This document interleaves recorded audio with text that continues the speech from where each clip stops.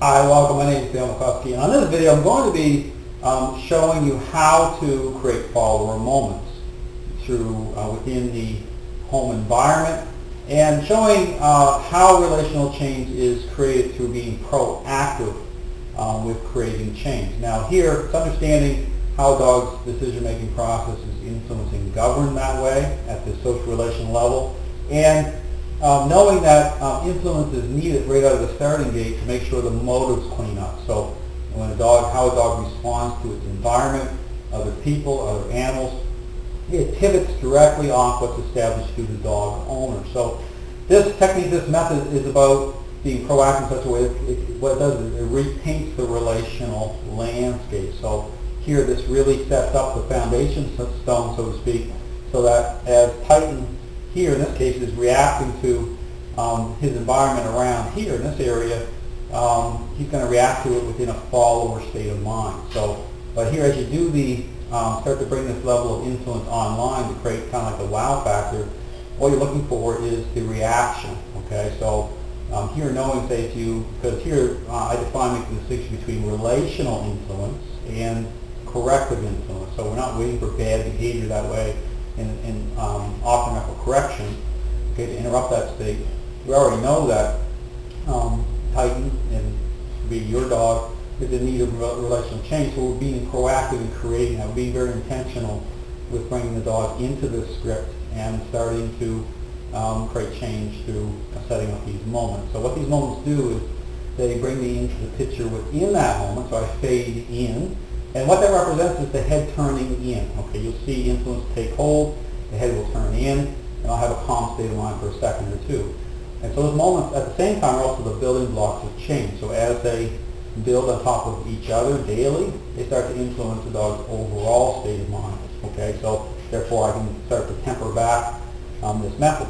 But again, what you're looking for as you do it is the type of response. So if you get an unreasonable response to a reasonable level of influence, okay, then you know you have a problem. And this is why you see that contrasting when a dog starts to invest, okay, and gain fulfillment through other things. It could be an object on the floor, it could be whatever's going on. So even here, see, I just tap a little bit with my finger, see how that changed the state of mind of Titan? I did that because I know that I need to establish that with him, because that's why he's here on a board and train, to start to, make sure I'm fading into the pitch. And so basically what I'm communicating here is that I own whatever it is that he's,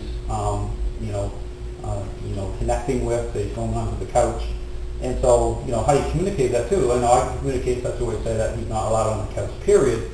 Or I can build that bridge to say that, no, he's beyond the couch, but I own the couch. Okay, so it's context. Again, how you would discern, how he's thinking about it is his response to what's reasonable. Okay, bring him off the couch in a smooth, fluid way, and see how his mind reacts to that. If he's offering up a lot of challenge, we know that's something we need to work on. So here, what you're going to see is me doing this technique without using the leash. So I'm just going to bring him around here. Without using the leash, so I show is that the leash is my arm. Okay, my fingers are the connection point. And so how this takes shape, the picture, how this looks like this method is the push-pull method. So you're pushing, you're pulling. It's not meant to hurt the dog, bring influence through the collar.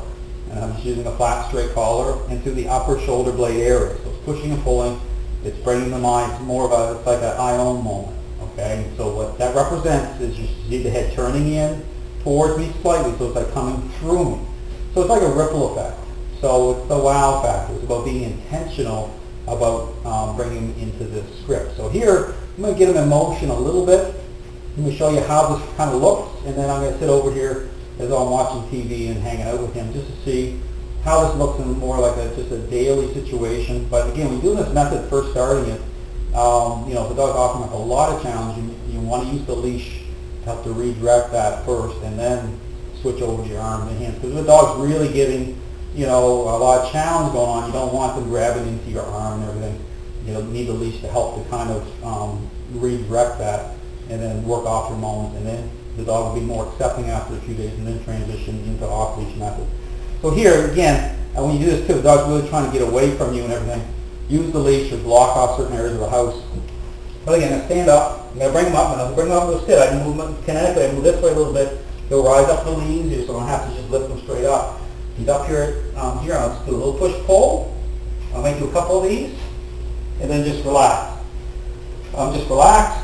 You know, he's going to move around here a little bit. Now, again, how he engages me, okay, will determine whether or not I need to create moments or how he's engaging his environment.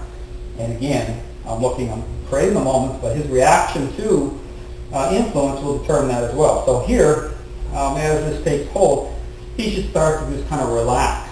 You know, he can lay around, relax.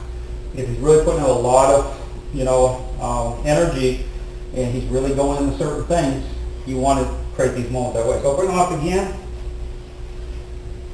Now here, if the dog's putting out a lot of energy, push-pull, then you want to interrupt sooner. So you do multiple moments, interrupt, and do them sooner. So here, same thing. I'm going to interrupt a little bit, communicate with him. Go to establish, especially knowing that dog needs this. I'm going to do it push-pull. I'm relaxed. I walk away. I'm communicating with the dog. And then, I'll do several moments. Okay, now when you do this, kind of picture like sprinkling pixie dust in the dog's mind. Okay, I'm communicating with him, but being intentional. When I do this, I'm not connecting him with emotion.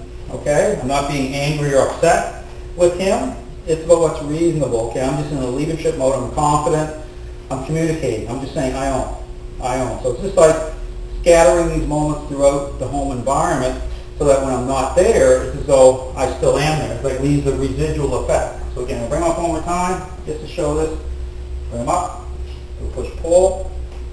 And let him go. Now I'm going to come over here with him just so you can get an idea of what it looks like. I'm going to move the camera a little bit so I'll give you a better view of the couch area I'm going to be sitting on. So I'm going to come over.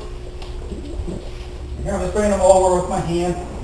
And I'm sitting down beside me. Now here, you've been hanging out with your dog, watching television or whatever, and it's a good idea, especially when you're starting to create relational change, is to have them down at your feet area.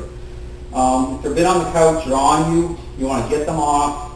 Don't allow that. And again, you can tell, you can be able to qualify or assess the context of how they're connecting that way with their mind is how they react when you're starting to change the script. Okay, starting to put influence on them and move them down to where you want.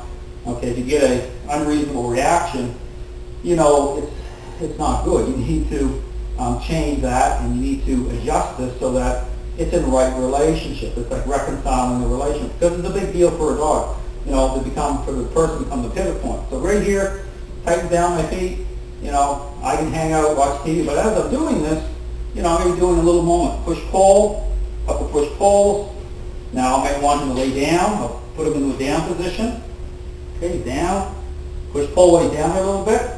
Communicate with him.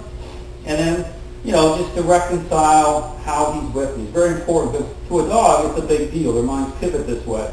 So everything comes from the dog owner, in and through the dog owner. Relational. The dog is a relational animal. So it's very important to recognize. Just like hanging out here with your kids and, you're a parent, and they're a certain age of their life, it's love is about, love you to death, but don't be fooled. Now, the don't be fooled part isn't about being abusive to your kid. It's about boundaries, rules, and just like here, it's about what's reasonable. Okay, dogs are social relational animals, so this is how the connection happens to the person. So anyway, hopefully this gives you a good kind of insight into moments, because it's about repainting the landscape.